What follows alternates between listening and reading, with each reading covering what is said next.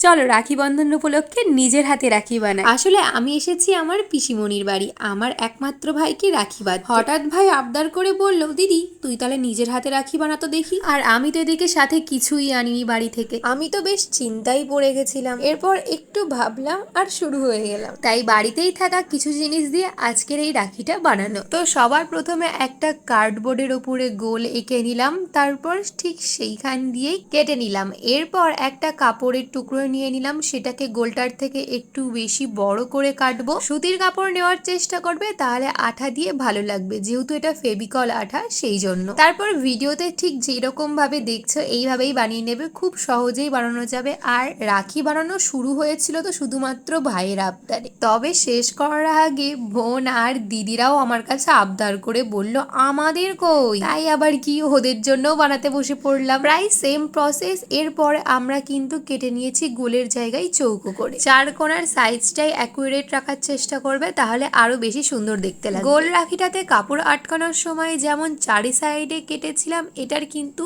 সেরকম করা লাগবে না, এটা শুধু চার কোণায় কাটলেই হবে। এরপর সুতোটার সাথে আটকানোর জন্য আমরা ইউজ করব পাতলা একটা কার্ডবোর্ড, সেটাকে আমরা আঠা দিয়ে সুন্দর করে লাগিয়ে দেবো। তোমরা চাইলেই এটার ওপর আবার নিজের ইচ্ছে মতো রং করে ফেব্রিক কালার অবশ্যই ইউজ করবে বা অ্যাক্রিলিক কালারও ইউজ করতে পারো। এরপর নিজের ইচ্ছা মতো কালার করে তারপরে নিজের ইচ্ছা মতো ডিজাইন করতে পারো। যেহেতু মোটা সুত ছিল না, তাই সুতোর একদম ধারটা আঠা দিয়ে সরু করে নিয়েছি।